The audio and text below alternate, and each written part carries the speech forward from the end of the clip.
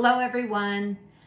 I'm going to be talking about benevolence as a choice.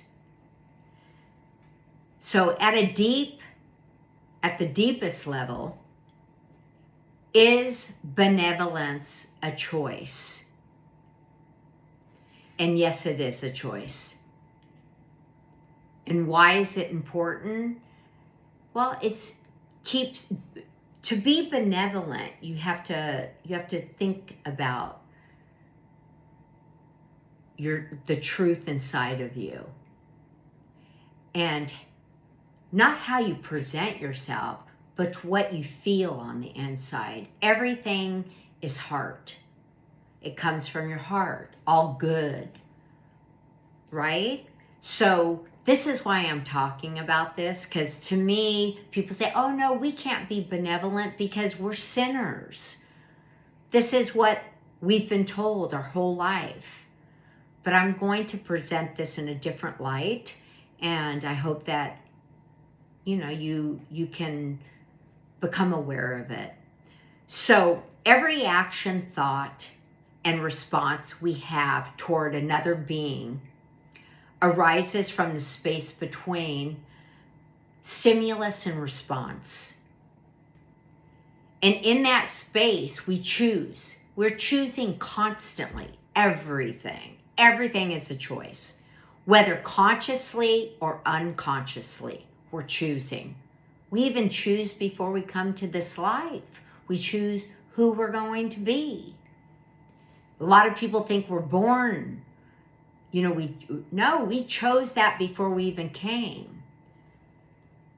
So the problem is many people don't realize they have that freedom. So they act out of habit, conditioning, and fear instead of choosing consciously. And the conditioning of original sin. So much of the belief that benevolence is unnatural or unattainable comes from the heavy conditioning of inherited world views. I mean, I was raised as a Catholic, and most of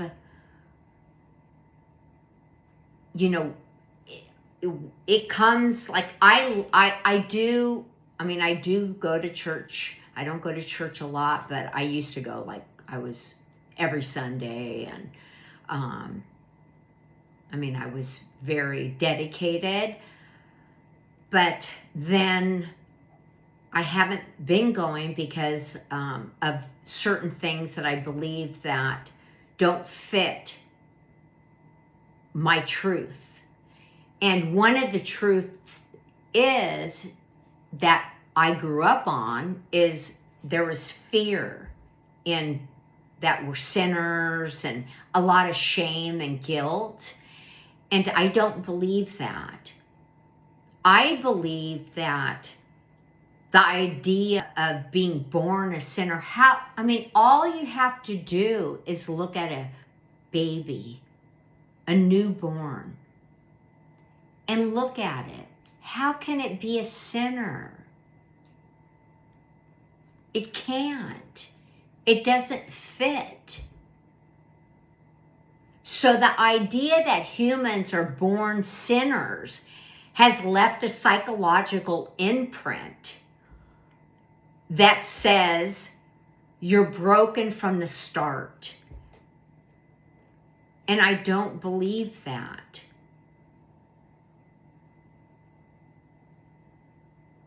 That belief can make benevolence seem like something unreachable or even not in our nature. Like, how can you, come on, you're a sinner. How can you be holier than? Well, my grandmother was a saint. So I do know this. She came from Czechoslovakia. She was a living saint. Now, she was a devoted Catholic, but she never really talked about sins and stuff like that. She lived a life of like an angel. So I never saw that, and she never really, I mean, she was devoted. She lived right across from the Catholic Church, and she went every single day. She worked there. Her whole life was evolved around the Catholic Church. But when she spoke to me, I mean, she always talked like an angel, like, you know, that we're angelic beings. So I never saw that side of her. And the belief that, you know, that I feel that we're broken from the start, it just does not resonate with me. And I have stopped kind of going. I sometimes go to church because, you know, I want to go, but I really feel that the temple is right here between my ears. And I'm a kind person. I'm not go out and hurt people. And I'm honest and truthful. I have fibbed a few times, but, you know, not anything bad, you know, like I went shopping, my husband said to stop spending money, and I hid the bags. But I mean, you know, come on. Okay, yeah, I said I didn't buy anything. He said, I know you're hiding the bags out in the car. And I said, no, I'm not. I promise you, I didn't buy anything. So, I mean, if you want it, that's a lie, I know, okay? But, I mean, it's a fib to me, but, you know, other than that, the belief the belief can make benevolence seem, like I said, something unreachable and even not in our nature. But if we look honestly at children, the newborn, before all the conditioning, they're open, they're curious, they're compassionate by default. And I always go back to that. Always go back to that. To me, the points of benevolence being a natural state is definitely not foreign. It's not a foreign one. It's not foreign to me. Anybody can be benevolence. And the reason why a lot of people, I mean, take it for what you want, but the corruption and the crime is out of this world right now. And they've lost their way. People have lost the way. They think, well, I'm a born sinner anyways. I might as well go out and, you know, do this and that. I don't even know how the idea starts. Like, how do you get to that part of crime and corruption? I mean, I always go back to The Godfather because that movie is like, if you study the series of The Godfather, you can see how it's a family tradition. And if Big Father does it, then the sons do it and the daughters do it, and it's a progression, and it's just the way it is, right? You cheat and you manipulate and you steal and you kill and all that kind of stuff. That's what The Godfather is about. And you cut the horse off, the horse's head off, and you put it under the sheets and you scare people. And, you know, I mean, I'm just saying that, how does it get to that point? Crazy. And it starts with oneself.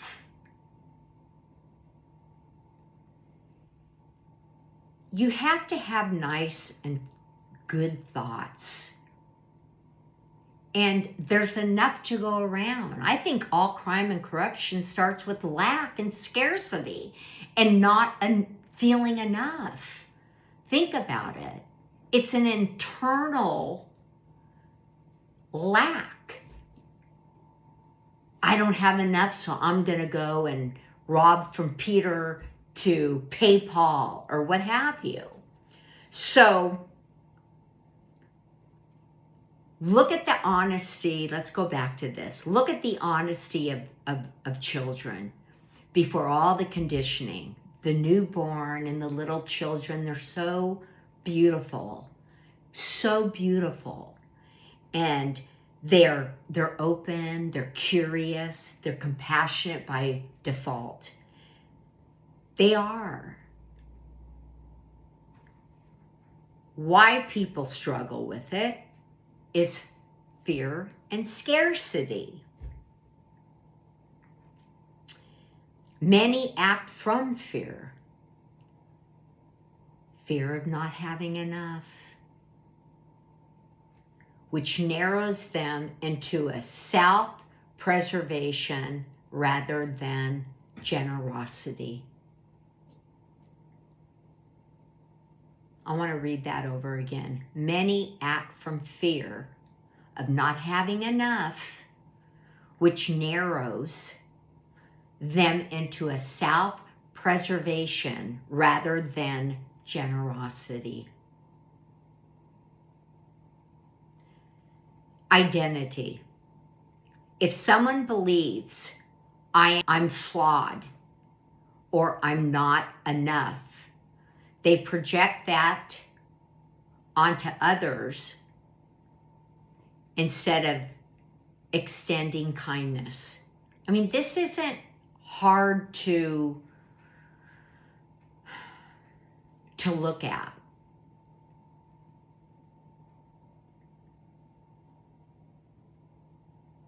To understand it is what I mean. Why? The why. The why to me is right there. It's a big slap in the face to our global humans. And not enough people are talking about this. Owning what you do. Owning it. Literally owning. Like if you screw up, you got to own it and you got to fix it. Because if you don't, and you have a family and your kids see this, what do they think? Well, dad and mom cheat, so I'm going to go out and cheat too. This is how it works. It's just like the Godfather movie. I mean, all the signs are around us. So forgetting freedom. Most don't realize that every moment carries the possibility of choice. Everything is a choice. Everything. Whether to meet life with anger or compassion, resistance or openness. So my take is this. Benevolence is not only achievable, it's our baseline. It's our baseline. And it would change everything in our life. And it would change the world. It is not that we have to add it to ourselves. We don't have to add it to ourselves. It's already there. Beneath the layers of fear, shame, and conditioning. That's it. The true work is removing what blocks it. That's the stableness, the mindset, the image of yourself, how you look at yourself. You're pure. You are. Okay, you screwed up a couple times, but you can fix it. It's okay. You can do it. I know it.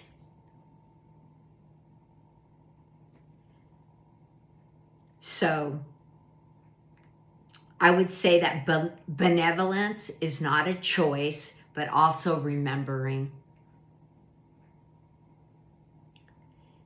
a remembering of who we are, when to stop believing the story that we are broken.